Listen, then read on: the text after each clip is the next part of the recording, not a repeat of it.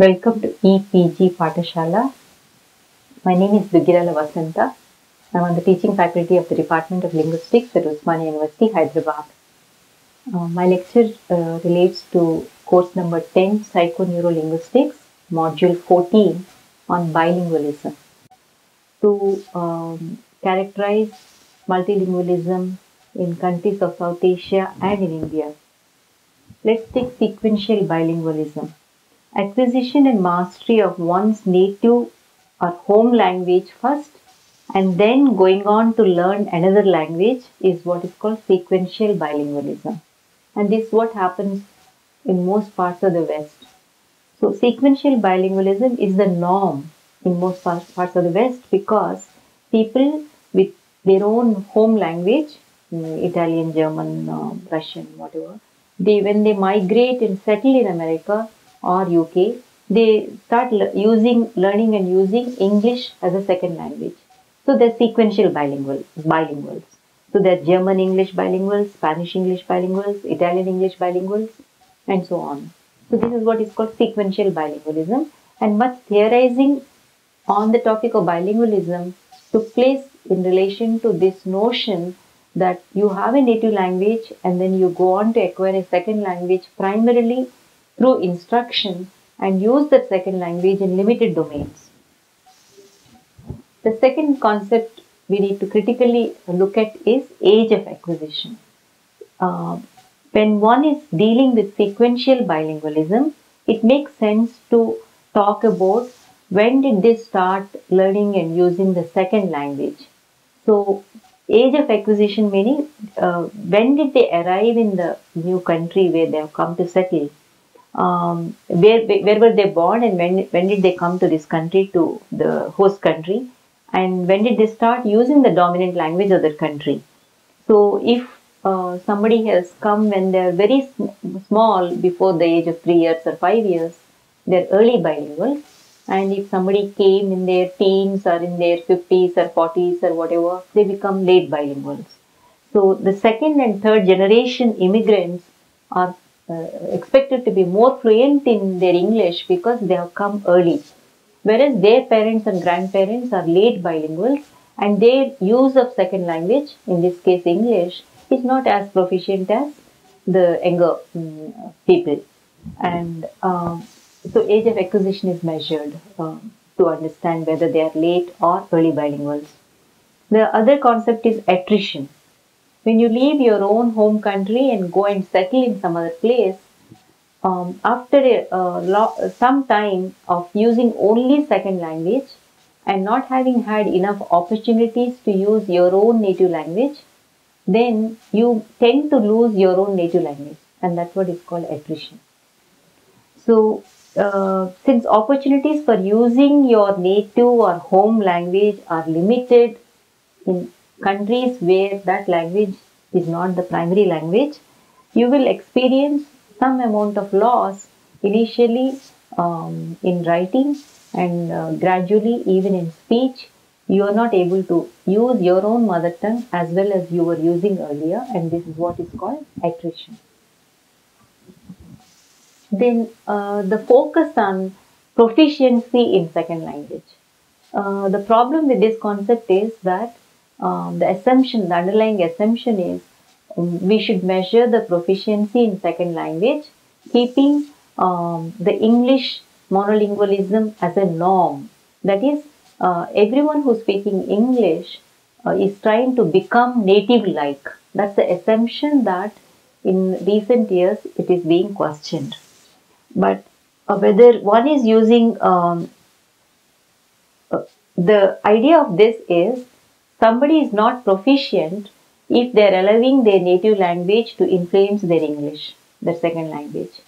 So the terms like interference is used to say that somebody who is not proficient in English are those who are allowing their native language to influence their second language.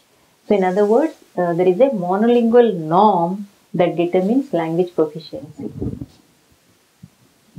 What about concepts like cognates, interlingual homographs?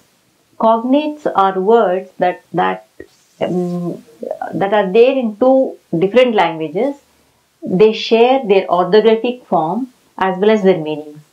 So words like hotel or land, they are there both in Dutch and English. They are written the same way and their meaning is the same. Hotel is hotel in Dutch and English. Land is land in Dutch and English. So they are called cognates. Interlingual homographs are words that share phonological and orthographic properties but not meanings. Okay, that is, in Dutch you do come across a word like room, which is room, but it means coffee in Dutch. It doesn't mean room the way it means in English. Stem in Dutch means voice. So at meaning level, they are not the same, and these are called interlingual homographs because in written form they are similar but not meaning wise. You can also have interlingual homophones, that is, words belonging to two different languages which share similarity at the sound level. Alright, so think of hum and calm, which share, you can say hum in Hindi and hum in English. They're totally different things, but they sound wise they're similar. Similarly, in calm, think about it, what it means in Hindi and what it means in English. It would be nice if you can make lists of homophones like this in any two languages that you know, because eventually when we are doing psycholinguistic experiments in language processing, homophones are useful as test material to see whether processing is different for homophones or interlingual homographs or whatever. So, whatever I have described so far are concepts coming from the West to describe sequential bilingualism. I have already said that in India, in our context, in South Asia and in India in particular, we need to have different concepts. So, South Asia covering all the 7 places, India, Pakistan, Nepal, Bhutan, Bangladesh, Sri Lanka, Maldives. The nature of bilingualism and multilingualism is somewhat different from what is there in major parts, especially in America.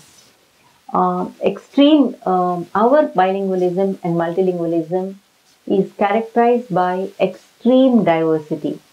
There is a lot of code switching, code mixing, language dominance, linguistic accommodation, and overall positive attitude towards mixing languages. And there's hardly any question of attrition. We don't really lose out one language in order to use another language. And we don't really trying to speak like native speaker of the second or the third language that we're using. There are no cognates or there are no interlingual homographs because our writing systems are all different. So how do we characterize the multilingualism in South Asia and in India? The researchers have called it neighborhood bilingualism or grassroots bilingualism. That is, we mix languages as we move from home domain into neighborhood or workplace or leisure and so on. Although one language might be dominant compared to the other languages, we are mixing languages all the time as we move from one domain to another domain. With hundreds of languages and thousands of dialects, the picture of bilingualism and multilingualism in our context is very, very complex. You might want to know that Hindi has more than 42 different dialects. So let's look at in greater detail about the diversity that I'm talking about in the South Asia and Indian context. In India, we have you're aware that there are 2 national official languages, Hindi and English, and you have about 23 scheduled languages and about 230 languages in education and media, both print and electronic media, and more than 330 local vernaculars, So you see in the e-text there is a pyramid, picture of a pyramid showing this diversity. Several demographic and political factors obscure the actual multilingualism in India, because these numbers are hardly representative of the complexity of multilingualism we have. Because unless there are 10,000 speakers, a given variety is not even considered as a language by government. And this is a political factor. Hundreds of tribal languages, because of this reason, are left out of policy making process, because some of those tribal languages may not have 10,000 speakers. What about the notion of speech community? For South Asians, researchers have argued in India that speech community is based on shared space rather than shared language. People in our communities are open to negotiating diverse languages in their everyday life.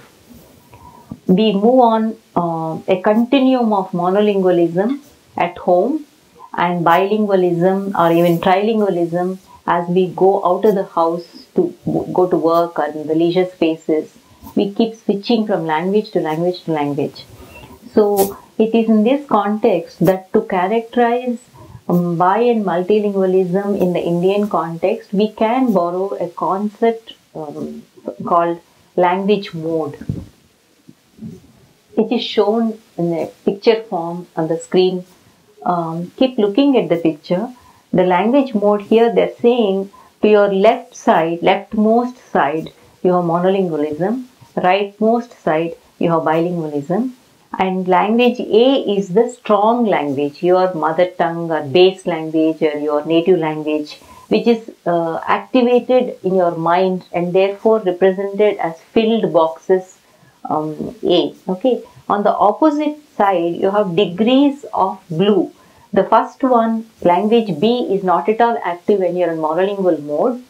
And when you are in the intermediate mode, that is, the other person also knows two languages, your mind, both your own native language as A as well as language B are somewhat active, but not fully active. That's why it's less blue. And when you come to the rightmost side, you see again B language is also active along with your A language. Let me explain it a little bit more. So basically, language mode corresponds to a state of activation in the bilingual, the state of activation of the languages that the bilingual speaker knows at any given time. So this state is controlled by variables such as whom is this person speaking to or listening to, who's the interlocutor, and what is the situation, what topic are they talking about. All these factors influence whether both languages are active in your mind, two or three languages are active in your mind, or you are thinking and only your native language is active in your mind. In order to explain this activation of the various languages in the mind, this idea is proposed. So language mixing does not take place in position 1 in the figure that you have just seen. It does not take place because only one language is active in your mind. You can't mix. The other person doesn't know language B. So you will only continue to speak in language A. So there is no language mixing in position 1. In position 2, that is the intermediate position, speaker is in kind of using, of course the dominant language is his or her own mother tongue, but he is also trying to mix a little bit of language B. Because the other person also knows language B and they both are, but it is limited knowledge and therefore they are not switching to language B completely. Therefore, it is not completely activated.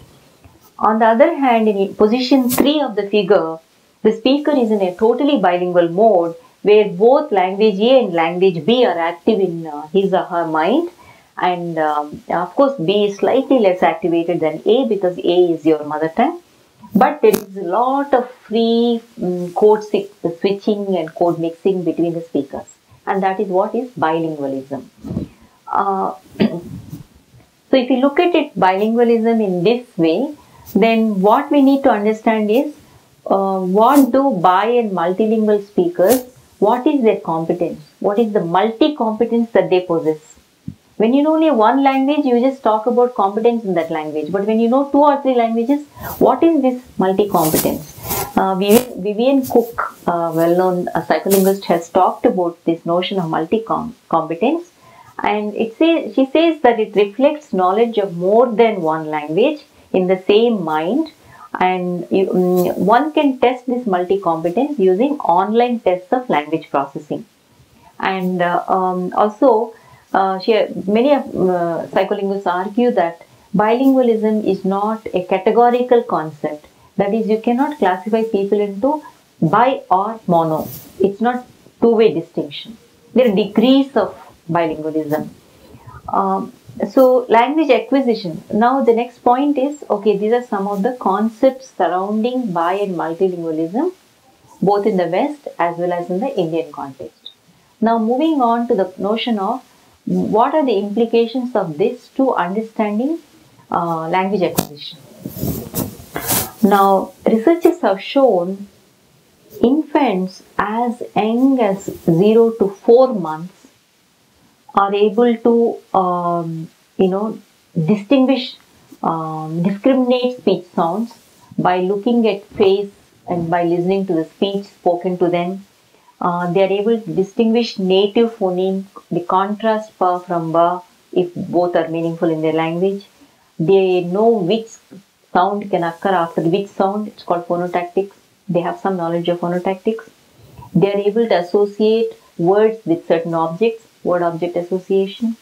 And then they slowly also learn phonological categories, can guide them to learn more and more related words.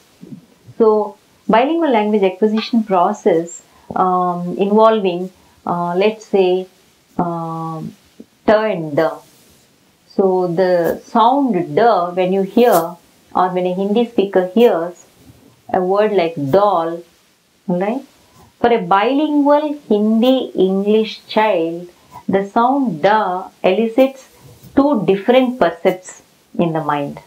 Because in Hindi, there is a distinction between dha and da. Dha as in dal, lentil, versus da, dal, that is branch. In Hindi, you have to hear those sounds differently, da and da. Whereas for English, da is da, that's it, there is only one percept, right? For English children, when they hear doll, they hear just one percept, da, doll, that's it. They don't have dha. So then, what are some of the factors which influence bilingual language acquisition? So in addition to native phonemes, you also have how often those phonetic tokens occur in a given language. So are dha and da, do they occur with equal frequency, or is one more frequent than the other one? In addition to frequency of occurrence of phonetic categories, certain contextual clues from the environment also influence language acquisition. Further, domain general abilities, that is general cognitive abilities like attention and memory, also influence language acquisition. And in addition to these factors, you also have opportunities for using the languages. Now, if a Telugu child or a Hindi child is growing up in American English environment, they are put in a daycare center and they spend most of the time with English children. They won't have as many opportunities to distinguish native phonetic categories. Their mind will tune to English sounds, English categories. So opportunities for learning and using languages also influence one's bilingualism, how proficient or not one is. So children, when it comes to word level, there are occasions when children take roots from one language and add inflections from another language. Okay, and of course gradually they learn that the root belongs to English and the inflection is Hindi, and they should not mix the two. Code separation happens gradually. So, what kind of language processing research has taken place on bilinguals? The first requirement in conducting research on bilingual language processing is to figure out which of the two languages is dominant in the mind of this person, the participant. This is done using language use history questionnaires.